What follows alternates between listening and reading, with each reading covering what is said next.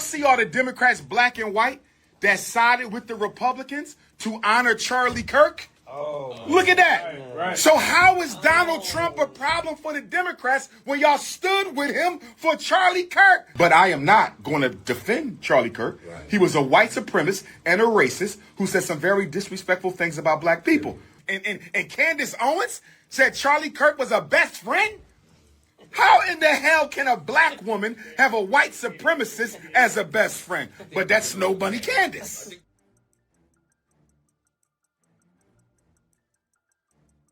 Tonight. We got a good one tonight, everybody. You saw the thumbnail, you saw the title. So let's jump on it. Let's go. I like Stephen A. because he does stand up for the people sometimes. But I do not think it is wise or appropriate for black men to publicly castigate and criticize black women in front of white folks. I don't think in the categories that Umar Johnson thinks in, so I'm not being naive in this question. I really am sincere. Why does it matter who's around you if what you're correcting the person on is the right thing to correct them on? I for the life of me, I just don't get that.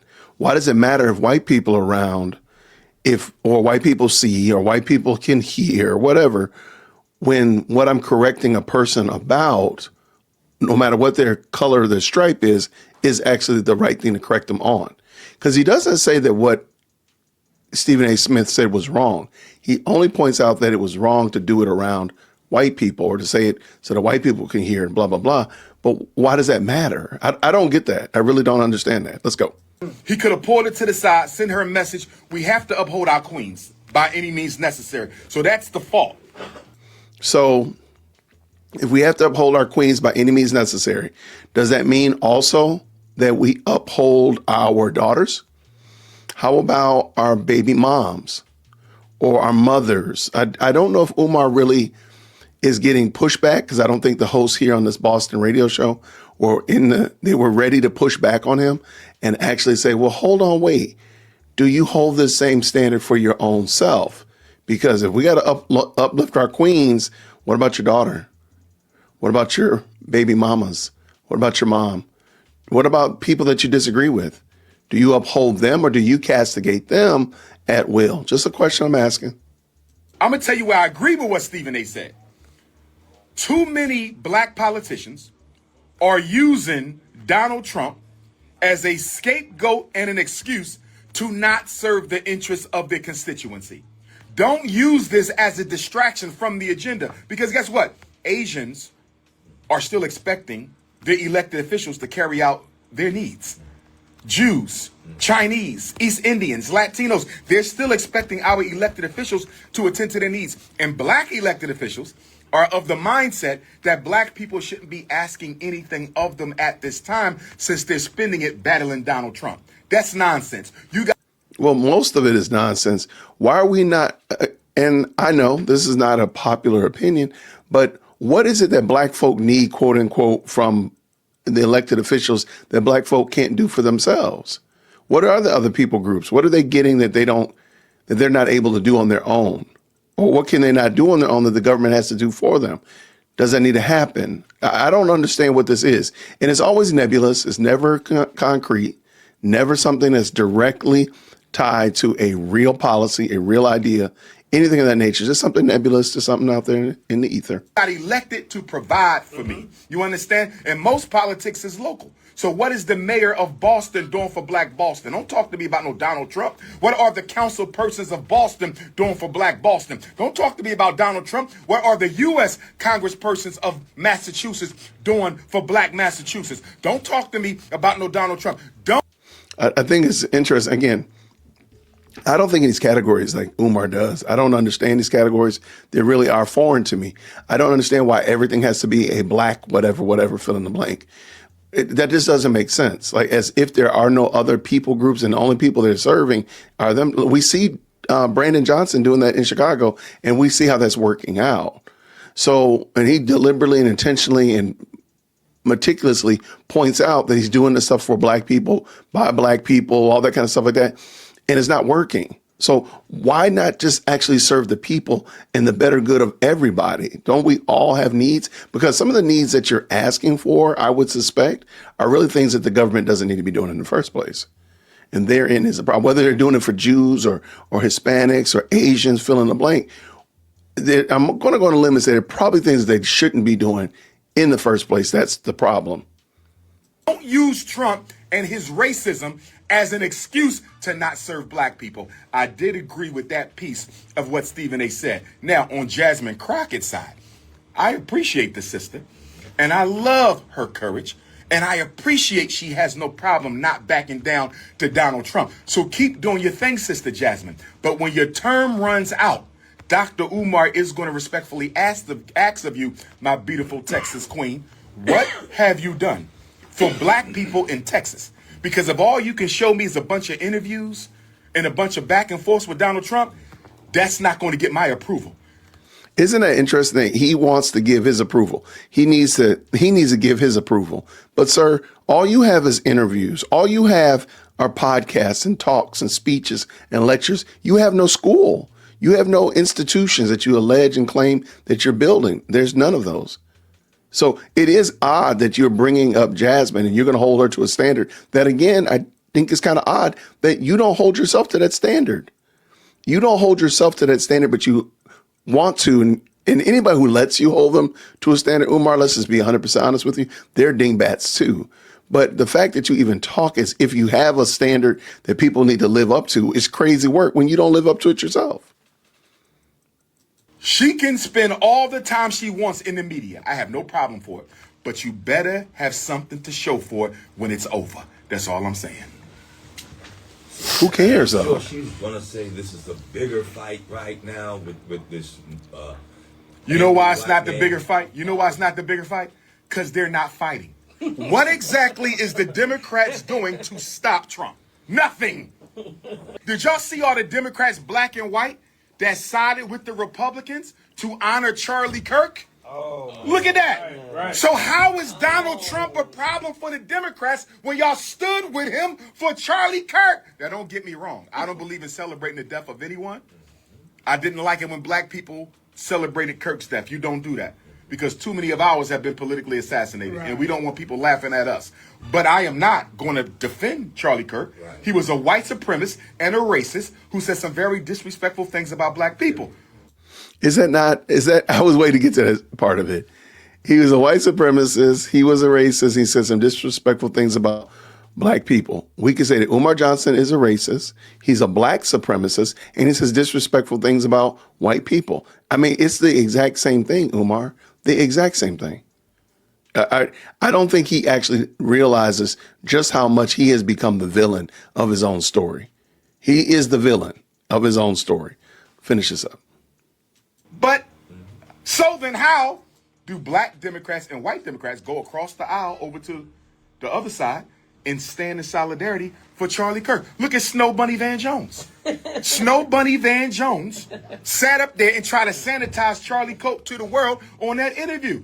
Talking about something, he was reaching out to me and he wanted a conversation. Negro, he wanted to bring you on the platform and embarrass you in the interest of white conservative politics. He wasn't, and Candace Owens said Charlie Kirk was a best friend? How in the hell can a black woman have a white supremacist as a best friend? But that's Snow Bunny Candace. Snow Bunny Van, Snow Bunny Candace, Snow Bunny Barkley. I'm tired of these Snow Bunny loving Negroes. Well, let us know how you really feel. It is interesting how in this man, again, I just admit, I don't understand this logic, the thought process, that who it is that you partner with and pair bond with determines and influences everything to this man. Not your philosophy, not your religion, not your faith, not any of that stuff, but just who it is that you bed. Now, what if you don't even have a spouse? Like this is just really silliness. And this is that immature thinking that Umar gets away with. And these hosts are just allowing him to do this. I don't want you holding back on nothing. Here's what you understand. When a black person marries a white person, they're doing it for three reasons. Number one, it boosts their self-esteem. Because if you don't hate yourself, you'll never seek a mate outside your race. Self-hate. And if you don't believe me, read Frantz Fanon, Black Skin, White Mask. Frantz Fanon was a bunny hopper. Great black revolutionary, but he was a bunny hopper. But he told the truth. Black people marry white people because you want to be white your damn self. Number 2, a white spouse tells the white power structure that you are a safe, trustable Negro. It is your political path to opportunity in the white power structure. That's some immature thinking on a grand scale. Let me back up just a little smidgen. That's some real immature thinking. But what do I expect from a man who himself, he talks reckless about people who have found a white spouse or a spouse outside of their race, but he hasn't found one in his race. He hasn't found anyone, period. Let me just leave that there. Tells the white power structure that you are a safe, trustable Negro. It is your political path to opportunity in the white power structure. And number 3, you don't want your children to look like you. Hi, Serena. What? Wow. You don't want your children to look like you? Umar, do your children look like you? This is just nasty work. Again, whether you like people or not, we can have that discussion and leave that for another time. But man, and the fact that he just makes this stuff up out of whole cloth, that you hate yourself, like you literally hate yourself. Why? Maybe you just love the person that you love. Like that's just crazy work. So let me make sure I got it right there. So if following that logic, then there should be no dysfunctional hate myself properties in black on black relationships. We shouldn't see that. Everybody should love themselves. Everybody should be perfectly fine with who they are because they don't hate themselves because they married a black spouse or they're pair bond with a black mate, right? I don't think that works. I don't think that's realistic. Okay, and Well, how the hell she gonna give that body to a Caucasian, 5'5", thick in the thighs with all them center buns? And you gonna give that to a Caucasian, Serena? Listen, if you seen her lately, That dude is thirsty. That boy thirsty. We need to insert that. That boy thirsty right now. He thirsty. the body's not even the same. I know. But let me say this in defense of my sister Serena because I love her. And if I had to vote, Serena Williams would get my vote as the most powerful, impactful athlete of this century. More than LeBron James, more than Tiger. She dominated. Tennis, right? But I don't know if y'all know this. Sister Serena and Venus, Snow Bunny Venus, and Snow Bunny Serena, they went through a lot of hell on them courts. Yes, they did. White people were calling them the N-word, monkeys, gorillas. I read some of the stuff they had to say about them, and they wouldn't even put them out. How does somebody talk to a player like that? And you don't even put them out the tennis match. So they went through a lot of psychological trauma that I think led to them bunny hopping. That does not excuse it. But from a psychological standpoint, I'm saying I understand, although I don't condone. I love you, Serena. listen, That's some wild work right there. That is some grade A wild work. But let me know what you think. Do you agree with Umar? Do you agree that everything needs to be seen through the lens, the eye, the shade of your skin color? And at no time does he ever really explain what that fully means in his understanding.